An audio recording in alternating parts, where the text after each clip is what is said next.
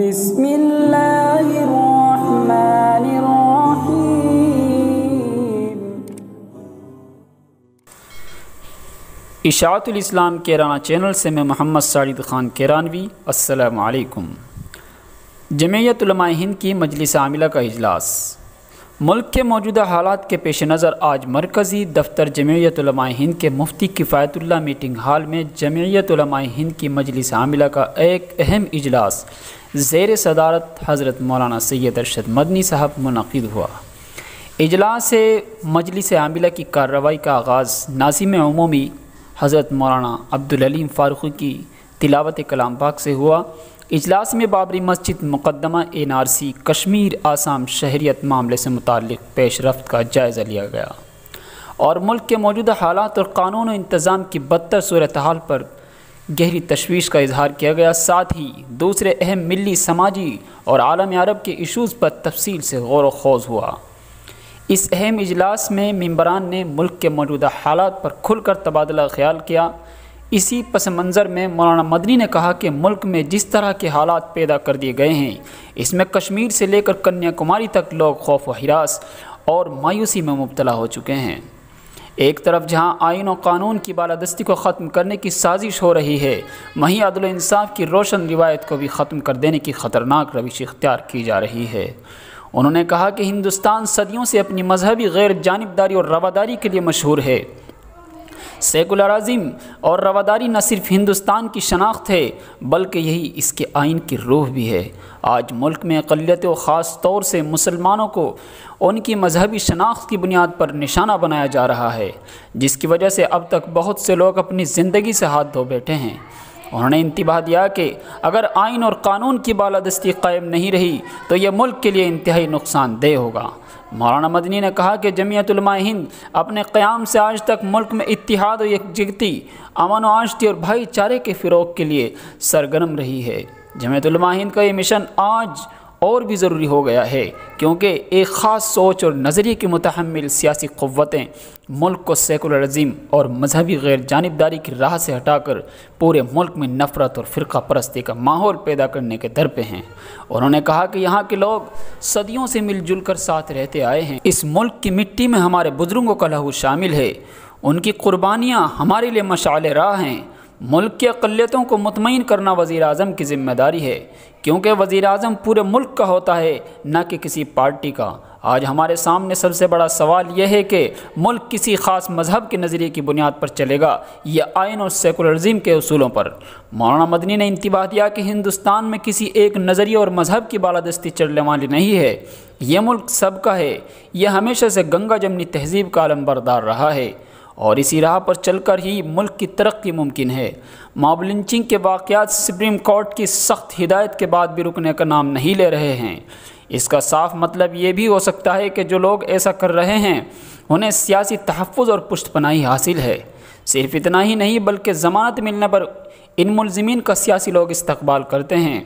انہوں نے سوال کیا کہ کیا یہی سب کا ساتھ، سب کا وکاس اور سب کا وشواس ہے؟ مولانا مدنی نے کہا کہ ہجومی تشدد ایک مذہبی مسئلہ ہے جس میں مذہبی بنیاد پر لوگوں کو تشدد اور بربریت کا نشانہ بنایا جا رہا ہے۔ اسی لیے تمام سیاسی پارٹیوں، خاص کر وہ پارٹی جو اپنے آپ کو سیکولر کہتی ہیں، میدان عمل میں کھل کر سامنے آئیں اور اس کے خلاف قانون سازی کے لیے عملی اقدام کریں۔ صرف مذمتی بیان کافی نہیں ہے۔ مولانا مدنی نے کہا کہ ملک کے حالات اس وقت انتہائی خراب ہیں، بلکہ میں تو یہ کہوں گا کہ اس طرح کے حالات ملک کی تقسیم کے وقت بھی نہیں تھے۔ مولانا مدنی نے اسے پس منظر میں کہا کہ ان حالات میں مایوس ہونے کی ضرورت نہیں ہے، اس ملک کی مٹی میں محبت کا خمیر شامل ہے۔ یہی وجہ ہے مختلف مذہب، تہذیبوں اور زبانوں کے لوگ صدیوں سے پیار و محبت کے ساتھ رہ رہے ہیں۔ ہمارا اختلاف اور لڑائی کسی سیاسی پارٹی سے نہیں، صرف اور صرف ان طاقتوں سے ہے جنہوں نے ملک کے سیکولر قدروں کو پامال کر کے ظلم و جارحیت کو اپنا شیوا بنا لیا ہے۔ لیکن افسوس کہ عوام کے ذہنوں میں پہلے گائے کے نام پر اور اب جے شری رام کے نام پر مذہبی جنون پیدا کرنے کی کوشش ہو رہی ہے۔ مگر امید افزا بات یہ ہے کہ تمام ریشہ دوانیوں کے باوجود ملک کی اکثریت فرقہ پرستی کے خلاف ہے۔ مولانا مدنی نے کہا کہ افسوس اس پر ہے کہ سپریم کورٹ کے سخت ہدایت کے بعد بھی مرکزی سرکار قانون سازی نہیں کر رہی ہے اور بے گناہوں کی ہلاکت کو روکنے کے لیے مؤثر اقدامات سے پہلو تہی کر رہی ہے۔ ملک کے حالات بلا شبہ مایوس کن اور بڑی حد تک خطرناک ہیں، لیکن ہمیں مایوس ہونے کی ہرگز ضرورت نہیں ہے، کیونکہ ہم ایک زندہ قوم ہیں، اور زندہ قومیں حالات کے رحم و کرم پر نہیں رہتی بلکہ اپنے کردار و عمل سے حالات کا رخ پھیر دیتی ہیں۔ اگر عزم مضبوط ہو تو مایوسی کے انہی اندھیروں سے امید کی نئی شمعیں روشن ہو سکتی ہیں۔ اس اہم اجلاس میں جو اہم تجاویز منظور ہوئیں ان کی تفصیل یہ ہے۔ تجویز نمبر 1، بابری مسجد تنازع سے متعلق اس قرارداد میں کہا گیا ہے کہ جمعیت علماء ہند کی مجلس عاملہ کا یہ اجلاس بابری مسجد کے معاملے پر غور و فکر کے بعد بابری مسجد کی تاریخی، قانونی اور شرعی حیثیت کے پیش نظر یہ فیصلہ کرتی ہے کہ بابری مسجد قانون اور عدل و انصاف کی نظر میں ایک مسجد تھی اور آج بھی شرعی لحاظ سے مسجد ہے اور قیامت تک مسجد ہی رہے گی، چاہے بزور حکومت و طاقت اسے کوئی بھی شکل اور نام دے دیا جائے۔ اس لیے کسی فرد اور جماعت کو یہ حق نہیں ہے کہ کسی متبادل کی امید میں مسجد سے دستبردار ہو جائے۔ انہوں نے کہا کہ مسلمانوں کا یہ نقطہ نظر پوری طرح تاریخی حقائق و شواہد پر مبنی ہے کہ بابری مسجد کسی مندر کو منہدم کر کے یا کسی مندر کی جگہ پر تعمیر نہیں کی گئی ہے۔ انہوں نے وضاحت کی کہ مسجد وقف علی اللہ ہوتی ہے اور واقف کو بھی وقف کے بعد یہ اختیار نہیں رہ جاتا کہ وہ مسجد کی زمین واپس لے، اور وقف بورڈ کا صدر یا چیئرمین صرف اس کا منتظم اور نگراں ہوتا ہے، مالک نہیں۔ یہ تولیت کا مقدمہ نہیں بلکہ حق ملکیت کا مقدمہ ہے جس کا فیصلہ اب سپریم کورٹ کو کرنا ہے، لہٰذا جمعیت علماء ہند اس بارے میں اپنے پرانے موقف پر قائم ہے۔ قانون اور شواہد کی بنیاد پر سپریم کورٹ جو بھی فیصلہ دے گا مسلمان اس پر مطمئن ہوگا۔ جمعیت علماء ہند تمام شہریوں سے، خاص طور سے مسلمانوں سے اپیل کرتی ہے کہ سپریم کورٹ کے فیصلے کا احترام کریں اور صبر و تحمل کا مظاہرہ کریں۔ تجویز نمبر 2، جمعیت علماء ہند کی مجلس عاملہ کا یہ اجلاس کشمیر کے موجودہ حالات پر اپنی تشویش کا اظہار کرتا ہے۔ دفعہ 370 کی منسوخی کے بعد سے آج تک 2.5 ماہ گزرنے کے باوجود جموں کشمیر کے حالات قابو میں نہیں ہیں۔ عام شہریوں کو شدید مشکلات کا سامنا ہے، بیماروں کو علاج کی سہولیات میسر نہیں آ رہی ہے، ڈائلیسس کے مریضوں اور دل کی بیماریوں میں مبتلا افراد نہایت قسمہ پرسی کا شکار ہیں، کورٹ معطل ہیں، اسکول اور کالج ٹھپ پڑے ہوئے ہیں، بازار بند ہیں، روزانہ محنت مزدوری کر کے اپنے بچوں کا پیٹ پالنے والے دانے دانے کے محتاج ہو گئے ہیں، اور سینکڑوں نوجوانوں کو ملک کی مختلف جیلوں میں اس طرح قید کر دیا گیا ہے کہ کسی کو ان کی کوئی خبر نہیں ہے۔ جمعیت علماء ہند کی ورکنگ کمیٹی کا یہ اجلاس اس بات پر یقین رکھتا ہے کہ مسائل صرف اور صرف گفت و شنید ہی سے حل ہو سکتے ہیں، اس لیے حکومت کو مسئلہ کشمیر کے حل کے لیے بات چیت کا دروازہ کھلا رکھنا چاہیے اور کشمیریوں کو اعتماد میں لے کر معاملات کو حل کرنا چاہیے۔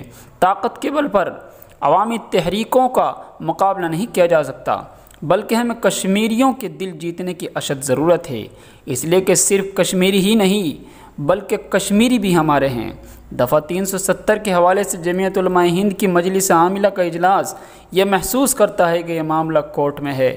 ہمیں امید ہے کہ عدالت سے کشمیریوں کو انصاف ملے گا اور ان کے حقوق کے تحفظ کی راہیں ہموار ہوں گی۔ تجویز نمبر 3، جمعیت علماء ہند کی مجلس عاملہ کا یہ اجلاس وزیر داخلہ امت شاہ جی کے NRC کے سلسلے میں دیے گئے بیان پر تشویش کا اظہار کرتا ہے، جس میں انہوں نے غیر ملکی ہندوؤں، بدھسٹوں، جینیوں، سکھوں اور کرسچنوں کو قانون بنا کر ہندوستانی نیشنلٹی دینے کا وعدہ کیا ہے اور مسلمانوں کے سلسلے میں خاموشی اختیار کرتے ہوئے دراندازوں سے ملک کو پاک کرنے کا عہد کیا ہے، جس سے یہ واضح ہوتا ہے کہ ان کے نشانے پر صرف اور صرف مسلمان ہیں۔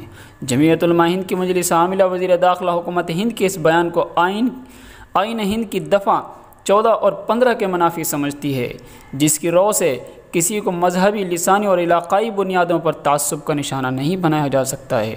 دلیل کے طور پر یہ کہنا کہ ہندوؤں کا دنیا میں کوئی ملک نہیں ہے جبکہ مسلمانوں کے بہت سے ممالک ہیں، اس لیے غیر مسلموں کو ہندوستانی شہریت دی جائے گی اور مسلمانوں کو نہیں، ایک بے بنیاد بات ہے۔ یورپ، امریکہ، افریقہ وغیرہ اور بعض خلیجی ممالک جو غیر ملکیوں کو شہریت دیتے ہیں وہ بلا تفریق مذہب ہر خواہش مند کو کاغذی کارروائی کی تکمیل کے بعد حق کے شہریت دیتے ہیں۔ اس لیے جمعیت علماء ہند کی مجلس عاملہ کا یہ اجلاس ہوم منسٹر کے NRC کے سلسلے میں دیے گئے بیان کی پرزور مذمت کرتا ہے اور اس کو مذہب کی بنیاد پر تعصب اور نفرت کی سیاست کا ایک حصہ سمجھتا ہے۔ اسی طرح آسام NRC کے سلسلے میں جمعیت علماء ہند کی مجلس عاملہ کا اجلاس ری ویریفیکشن کے مطالبے کی شدید مذمت کرتا ہے اور حکومت سے مطالبہ کرتا ہے کہ 70 سال کی محنت اور جد و جہد کے بعد NRC کا جو کام مکمل ہوا ہے اس کو ری ویریفیکشن کے ذریعے ضائع کر کے صوبہ امن و امان کے لیے خطرات پیدا نہ کیے جائیں۔ پریس ریلیز جاری کردہ مولانا فضل الرحمان قاسمی صاحب، پریس سیکریٹری جمعیت علماء ہند۔